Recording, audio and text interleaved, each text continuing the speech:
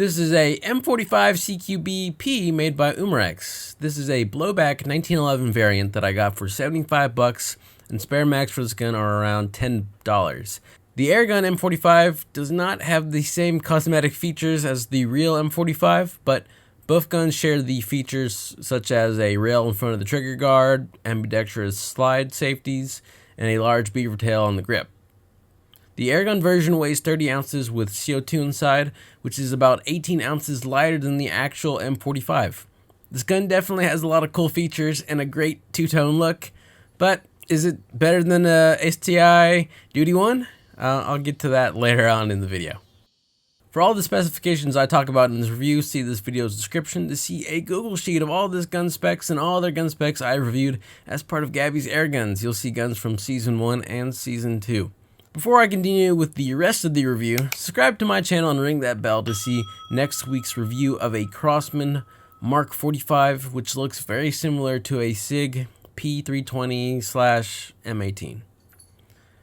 The M45 uses a 19-round metal magazine that is very similar to quite a few airguns on this list, but none are interchangeable due to each being different lengths. I'm eventually going to do an episode on the different types of magazines I've learned about, and when I post it, click on the gray card in the corner. The mag is fine. I recommend covering the front hole and loading from the back. Once the mag is full, cover both holes with your fingers, or else all the babies might shoot out when you release the spring. This gun has an adjustable rear sight. You can slide it left or right after loosening the screw with a hex key. The sight uses a 3-dot system, which I don't mind at all.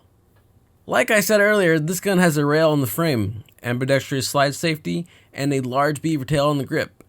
Its magazine eject is located on the port side next to the trigger, and the slide release lever is above the trigger on the port side as well. This gun also has last shot hold open.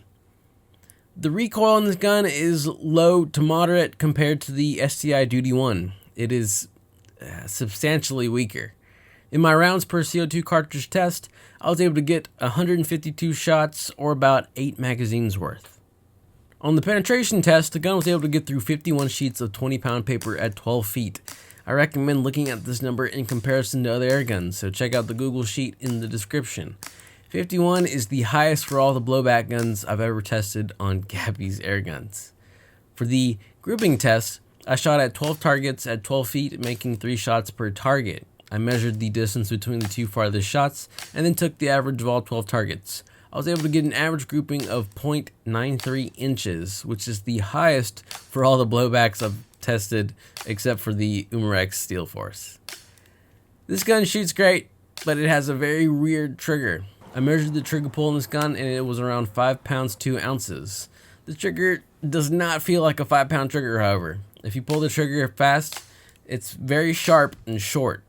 If you pull the trigger slow, the trigger will release a BB into the barrel, and if that startles you, you'll probably reset the trigger and then start pulling again, which will load another BB into the barrel. So now you're going to be firing 2 BBs at once at least. I know the trigger looks like an actual 1911 trigger, but it's actually a standard pivoting trigger in disguise. I like this gun and it performs well. It's definitely a hefty gun that shoots great and is slightly more powerful than other air guns in the same class. My 2 big dislikes of this gun, however, is 1, the trigger. The trigger is very weird and you're going to have to get used to it. 2, the gun isn't as comfortable as it looks. The slide safety on the starboard side is in the way of my thumb, and if I don't grip it just right, it can be painful for my thumb and my perlicue. This gun is impressive, but it isn't for me. The STI Duty 1 is a better gun at a similar price point, so this gun is not Gabby approved. Click on the right to see my next review of a Crosman Mark 45. Click on the left to see my last review of a Bear River BR45. To see all my other gun reviews, see this video's description for a list. If you want to see the best gun I've reviewed for Gabby's Airguns Season 2, click on the link on the screen.